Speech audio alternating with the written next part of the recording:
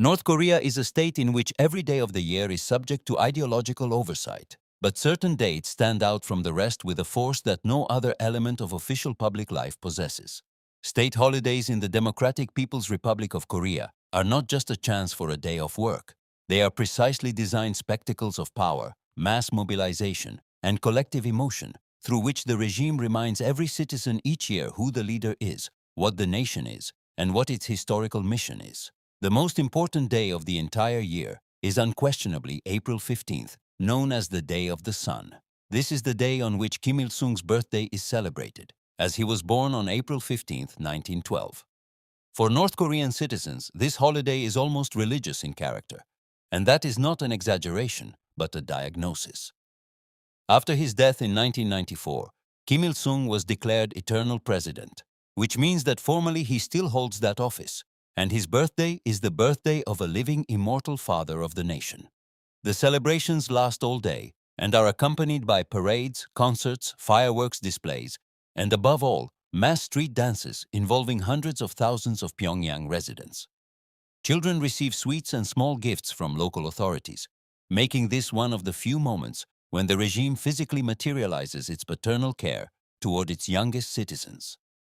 For many families, it is the only time of year when the table is a little better set than usual, because the distribution of extra food rations for major holidays is a tradition dating back to the Republic's first decades, an inseparable element of the Day of the Sun in years when the regime wants to display its military potential to the outside world, is the military parade on Kim Il-sung Square in central Pyongyang. These parades, broadcast by the official media with an editing delay allowing any mishaps to be removed, are precisely staged displays of force. Columns of soldiers march with mechanical synchronicity. Missile transporter erectors showcasing the latest weapons programs roll beside them, and aircraft fly overhead in tight formations. Each parade is at once a spectacle for domestic audiences and a political message for Washington, Seoul, and Tokyo. The second most important holiday is February 16th, the Day of the Shining Star, commemorating the birthday of Kim Jong-il, the son and successor of Kim Il-sung. Kim Jong-il was born on February 16, 1941, at least according to the official version of history, because outside historians possess documents suggesting that the actual date and place of birth are different, and the mythology of a birth on sacred Mount Paektu is part of a legend built over decades. Regardless of the historical facts, this day is celebrated with splendor almost equal to the Day of the Sun. It is also accompanied by parades, mass dances, and fireworks displays, and official propaganda presents the day as a moment when the nation expresses love for the dear leader, as Kim Jong-il was titled in life and is remembered after his death in 1911. The celebrations of the Day of the Shining Star have their own specificity stemming from the personality cult of Kim Jong-il. While his father was portrayed as a stern, paternal builder of the nation, he himself was presented as an artistic and military genius, a polymath who allegedly wrote more than 1,500 operas, led the army with tactical mastery, and managed the economy with the vision of an economist. Hence, during the Day of the Shining Star celebrations, artistic events occupy a special place. Musical galas at the Mansudae Theatre, painting exhibitions presenting scenes from the dear leader's life, and dramatic performances based on his librettos. On February 8th, the Day of the Korean People's Army is celebrated, commemorating the founding of the armed forces in 1948. This holiday is intended primarily for soldiers and officers, who on this day receive commemorative rations, praise, and decorations. However, for the general public, the Day of the Korean People's Army is just as important, because the Songun ideology, a militarist policy that places the interests of the army above all others, has permeated every aspect of civilian life for decades. Children in schools are taught from an early age that the army is the heart of the nation, that the soldier is a model to emulate, and that every civilian should live as if the country were in a state of permanent war readiness. The Day of the Army is therefore not only a holiday for uniformed personnel, but an annual demonstration of civilian-military unity, which propaganda emphasizes heavily. On September 9th, the holiday of the proclamation of the Democratic People's Republic of Korea is celebrated, commemorating the official declaration of the state in 1948. It is a national holiday in the strictest sense, a celebration of the state's existence as such, rather than of any particular individual of the Kim dynasty. In practice, however, the celebrations are again centered on glorifying the founding role of Kim Il-sung, who built this state. Speeches delivered by the current leader, or on his behalf, emphasize the continuity between the heroic founding act and contemporary policy, meant to prove that the Kim dynasty is inseparably woven into the very fabric of the Korean nation's existence. On May 1st, Labor Day is celebrated, which North Korea shares with the tradition of the entire socialist world. But here the day has its own local flavor. Workers from factories, mines, and collective farms march in columns through city centers, carrying banners with slogans about productivity, loyalty, and love for the party. Work competitions, informal contests for the title of best worker or brigade, select their winners precisely around this holiday, and their names are published in local newspapers and on honor boards at factory entrances. Unlike the Day of the Sun or the Day of the Polar Star, Labor Day is a more local holiday, focused on the workplace collective rather than on nationwide mobilization, though it too ends with mandatory collective television viewings broadcasting party speeches. On June 25th, the Day of the Liberation of the Fatherland is celebrated, commemorating the outbreak of the Korean War in 1950. In North Korea's official historical narrative, it was on this day that armed provocations from the South, inspired by American imperialists, forced the heroic nation to defend its own land. The war, which ended with an armistice in 1953, is in this narrative a great victory for Kim Il-sung, who led the nation to glorious resistance and forced America to sign the agreement.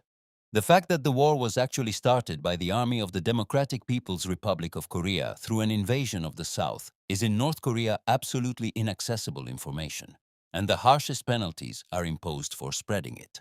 October brings two important dates in the holiday calendar. On October 10th, the Day of the Workers' Party of Korea is celebrated, commemorating the founding of the party in 1945. This holiday is directed primarily at the party apparatus, at party members, who make up about 20% of the country's adult population and enjoy privileges unavailable to non-members. On October 10th, ceremonial gatherings are organized at party headquarters at all levels, speeches are given, and reports on local achievements are read out. For ordinary citizens, it is a day that makes them aware of the importance of party membership and the desirability of advancement in the hierarchy. October 25th, in turn, is the Chinese Korean Day, commemorating the entry of the Chinese People's Liberation Army into the war in 1950, which is one of the few holidays referring to an alliance with an outside power. A separate chapter is Kim Jong-un's birthday, the current leader, born on January 8, 1983, though this day too was shrouded in deliberate uncertainty for years, and official confirmation of the birth year came relatively late. His birthday has not yet been elevated to the rank of an official state holiday with full ceremony, which is a deliberate image decision. Kim Jong-un is building his image as a living, active leader, not as an object of posthumous cult, and maintains relative ceremonial modesty compared with his predecessors, at least formally. In practice, however, on January 8th, schools hold commemorative assemblies, the media broadcast special programs, and party cells send congratulatory messages. The cult is being built, though for now at a somewhat lower ritual intensity. An important, though less frequently discussed, dimension of holidays is their control function. Participation in the celebrations is mandatory, and absence without a documented reason is recorded by local party cells and may lead to a request for an explanatory meeting or even an entry in the file that will affect future decisions regarding career advancement or housing allocation. The Inminban system, neighborhood committees in which every woman and every man has an assigned role, is a tool for monitoring participation. The Inminban chief in every apartment block and every alley is responsible for ensuring that no one on her list misses the celebrations without permission. This makes celebrating a political act even for those who inwardly feel no enthusiasm. Mass gymnastic exercises, called arirang, were for many years a separate spectacle organized around major holidays, though not always officially assigned to a specific date. Arirang is a performance in which tens of thousands of students and artists fill the May Day Stadium on Rungrado Island in Pyongyang, creating living images made of colorful cards held aloft by masses of people seated in the stands. These images depict scenes from the history of the revolution, a portrait of Kim Il-sung, symbols of the nation, and military triumphs. Preparations last for months, and the children involved in the exercises spend hundreds of hours rehearsing at the expense of study and rest. For outside observers, Arirang is often the first and only view of North Korea they want to see, because its aesthetic scale is spectacular. For participants, however, it is simply another state obligation, refusal of which brings consequences. New Year, celebrated on January 1st, is the only holiday that North Korea formally shares with the rest of the world without giving it a specifically ideological coloring.